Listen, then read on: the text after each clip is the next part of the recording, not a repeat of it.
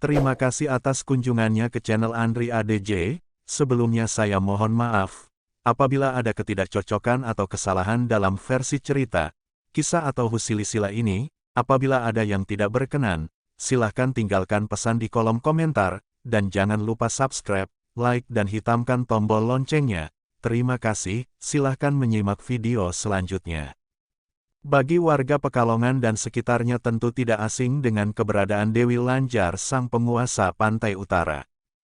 Hingga saat ini sosok Dewi Lanjar dipercaya sebagai pemberi pesugihan dan melancarkan rezeki kepada siapa saja yang memujanya. Selain mitos pesugihan, terdapat pula cerita pabrik batik serta dan kain milik Dewi Lanjar yang mempekerjakan manusia hingga saat ini.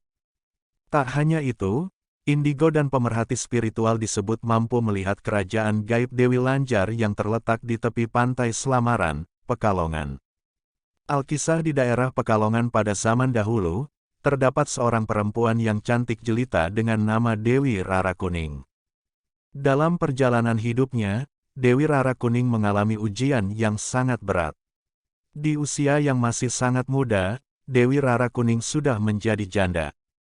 Suaminya harus meninggal setelah beberapa saat melangsungkan pernikahannya. Sementara itu, sebutan Lanjar bermakna seorang wanita masih muda yang harus menjanda karena ditinggal suami dan belum mempunyai keturunan. Selanjutnya karena perasaan galau yang masih menyelimutinya, Dewi Rara Kuning meninggalkan kampungnya dan berjalan tanpa tujuan. Singkat cerita, Dewi Rara Kuning bertemu dengan Panembahan Senopati dan menyuruhnya untuk bertapa di pantai selatan untuk menghadap Kanjeng Ratu Kidul.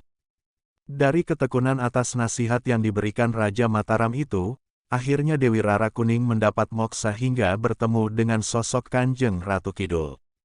Dalam pertemuan itu, Dewi Rara Kuning memohon agar dapat menjadi anak buahnya dan Ratu Kidul tidak keberatan dengan keinginannya tersebut. Pada suatu hari, Dewi Rara Kuning beserta khodam pengikutnya diperintahkan Ratu Kidul untuk mengganggu Raden Bahurekso yang tengah bertugas membuka hutan Gambiran. Namun karena kesaktian Raden Bahurekso yang diperoleh dari pertapaan Ngalong, kelelawar, semua godaan Dewi Lanjar dan khodam pengikutnya dapat dikalahkan dan tunduk kepadanya. Karena Dewi Lanjar tidak berhasil menunaikan tugas yang diberikan, maka ia memutuskan untuk tidak kembali ke pantai selatan. Selanjutnya Dewi Rara Kuning memohon kepada Raden Bahurekso untuk bertempat tinggal di daerah Pekalongan. Keinginan tersebut dikabulkannya, bahkan Kanjeng Ratu Kidul pun mengizinkannya untuk tinggal di pantai utara Pulau Jawa. Adapun mitos tentang letak kerajaan gaib Dewi Lanjar yaitu terletak di pantai Selamaran, Kota Pekalongan, Jawa Tengah. Cerita lain yang berkembang dari mulut ke mutu bahwa Dewi Lanjar selalu memberi kekayaan dengan cara tumbal pesugihan adalah kabar yang salah. Sebab bangsa jin akan terus dan selalu menggoda manusia dalam berbagai cara termasuk mengaku sebagai sosok Dewi Lanjar. Salah satu praktik pesugihan yang sering kali dibahas adalah Dewi Lanjar. Tak disangka, sejarah pesugihan Dewi Lanjar ini ternyata tak lepas dari peran Nyai Roro Kidul. Pasalnya, Nyai Roro Kidul adalah dalang di balik kekuasaan Dewi Lanjar di pantai utara. Selain itu, Nyai Roro Kidul juga yang membuat Dewi Lanjar berubah menjadi makhluk gaib.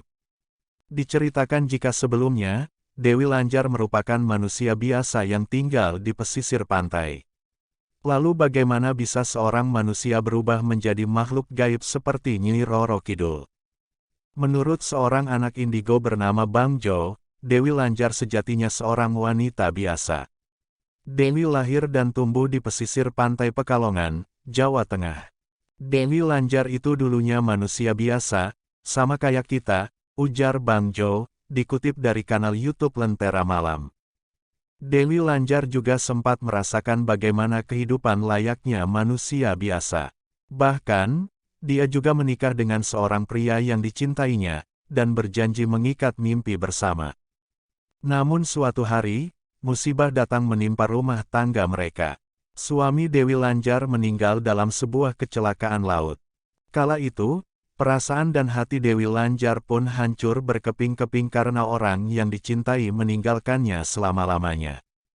Menurut Bang Jo, Dari tragedi itulah sebutan nama Dewi Lanjar muncul. Lanjar sendiri memiliki arti janda yang ditinggal mati. Maka Dewi Lanjar, artinya wanita atau seorang janda yang ditinggal mati suaminya. Selepas suaminya pergi, Dewi belum bisa menerima kenyataan, jika sang belahan jiwa sudah tidak lagi berada di sisinya. Dewi pun mengurung diri dalam penjara kesedihan selama berhari-hari. Saking sedihnya, dia sampai mengurung diri berhari-hari, kata Bang Jo. Cukup lama Dewi mengurung diri di rumah, hingga akhirnya dia lupa rasanya sentuhan angin pantai kala senja datang. Namun dia takkan melupakan satu hal, yaitu kasih sayang suaminya yang kini tak lagi dirasakan. Dewi Lanjar merasa ingin mati saja daripada harus menanggung sisa hidup dalam kehampaan. Saking sedihnya, dia benar-benar sampai ngurung diri. Bahkan berpikir untuk mati saja, ucap Bang Jo. Namun suatu ketika, setetes asa membasahi hatinya yang kering.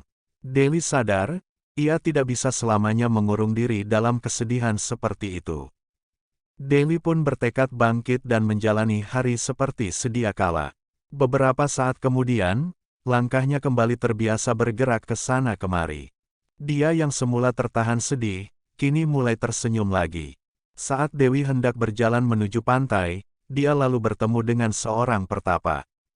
Dewi tidak mengenali sosok pertapa itu, namun rasa penasaran menuntun langkahnya untuk menghampiri sosok tersebut. Dewi melihat ada seorang pertapa pas mau ke pantai, langsung ia samperin, ucap Bang Jo. Begitu ditanya, Dewi kaget dengan jawaban si pertapa. Ternyata, sosok misterius yang dia temui adalah seorang Raja Pekalongan. Mendengar jawaban itu, Dewi merasa terkejut. Dia tidak percaya jika orang asing yang ditemuinya merupakan seorang raja termasyhur. Tanpa pikir panjang, dia langsung meminta wejangan pada sang raja. Dia bercerita tentang kesedihannya setelah ditinggal sang suami. Karena senang ketemu raja, Dewi pun meminta wejangan dan saran atas masalah yang ia hadapi, kata Bang Jo. Beberapa saat kemudian, Dewi diajak pergi ke kawasan pantai selatan. Di sana, Dewi Lanjar dipertemukan dengan penguasa pantai selatan, Nyi Roro Kidul.